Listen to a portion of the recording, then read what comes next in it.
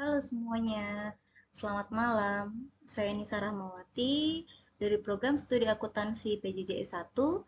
Pada video ini saya akan mempresentasikan tugas ujian akhir semester untuk mata kuliah perilaku organisasi dengan topik komunikasi dalam organisasi.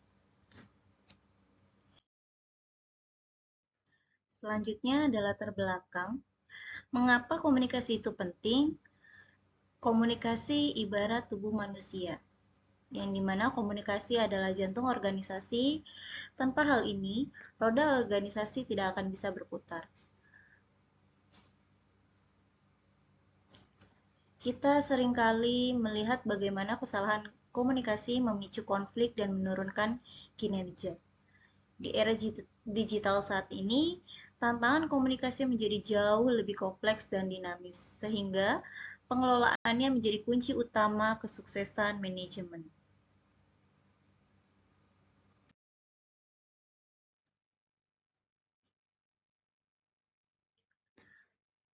Yang selanjutnya ada pengertian komunikasi organisasi. Secara mendasar, komunikasi organisasi adalah proses pertukaran informasi di dalam struktur organisasi untuk menyelaraskan tindakan demi mencapai tujuan bersama.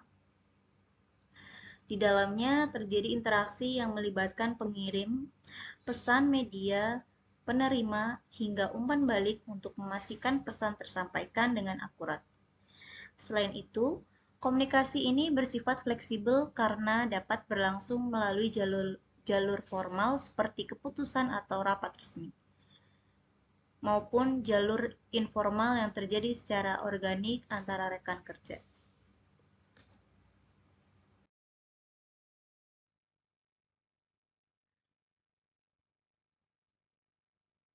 Beberapa ahli memberikan perspektif menarik. Yang pertama ada Chester Barnard yang menyebutkan komunikasi sebagai instrumen utama dalam koordinasi organisasi. Tanpa komunikasi, koordinasi antar unit mustahil terjadi. Yang kedua ada Katz and Kahn, mengibaratkannya sebagai aliran darah yang menghidupkan setiap bagian organisasi. Layaknya aliran darah yang menghidupkan setiap bagian tubuh. Yang ketiga ada Robin and Judge.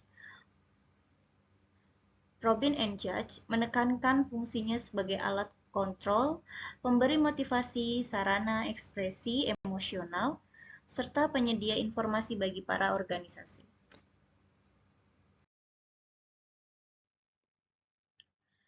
Tujuan komunikasi dalam organisasi, ada 4 tujuan utama komunikasi yang kita bahas di sini. Yang pertama, ada menyampaikan kebijakan dan instruksi kerja agar setiap anggota paham apa yang harus dilakukan, agar anggota paham tugasnya. Yang kedua, mengkoordinasikan aktivitas antar bagian untuk menghindari tumpang tindih pekerjaan. Yang ketiga, memberikan motivasi dan arahan untuk meningkatkan semangat kerja pada karyawan. Yang keempat, membangun hubungan kerja yang harmonis sehingga tercipta lingkungan kerja yang suportif dan minim konflik.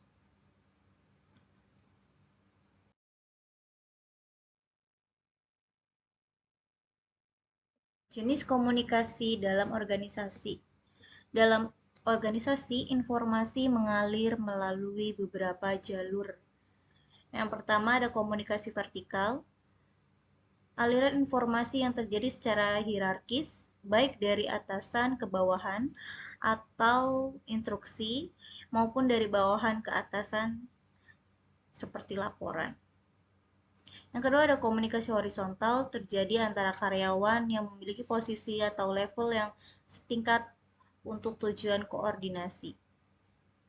Yang ketiga ada komunikasi diagonal, interaksi antar divisi atau bagian yang berbeda dengan level jabatan yang juga berbeda.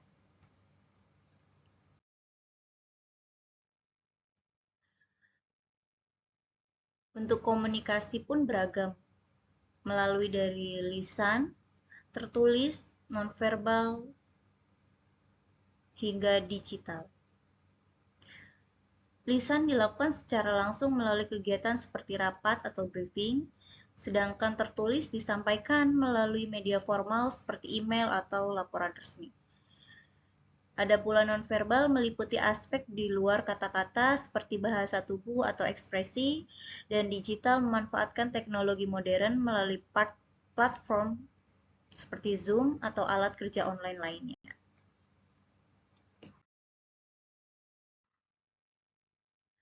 Hambatan komunikasi. Komunikasi tidak selalu lancar. Hambatan seperti perbedaan persepsi, kurangnya keterampilan komunikasi, gangguan teknis, perbedaan budaya, informasi tidak jelas.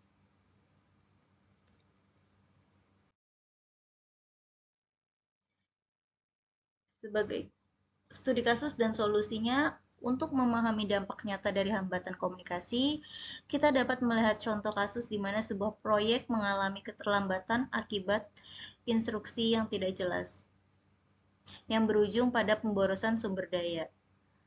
Ketidakjelasan ini berantai pada terjadinya kesalahan pengerjaan di lapangan yang membuang waktu dan sumber daya.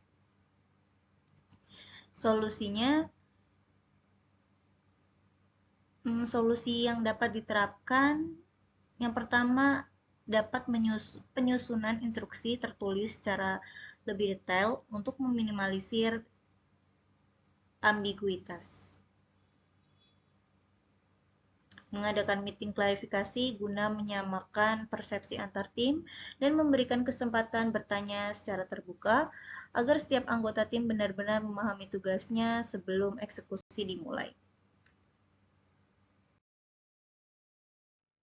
Sebagai penutup, dapat disimpulkan bahwa komunikasi bukan sekedar proses pertukaran pesan, melainkan fondasi utama yang menentukan hidup atau matinya sebuah organisasi. Komunikasi yang efektif adalah kunci keberhasilan yang mampu menyelaraskan setiap elemen untuk mencapai tujuan bersama. Dengan mengelola arus informasi secara tepat, organisasi dapat meningkatkan produktivitas dan meminimalisir gesekan internal. Terima kasih atas perhatiannya. Jika ada pertanyaan, silakan disampaikan. Terima kasih.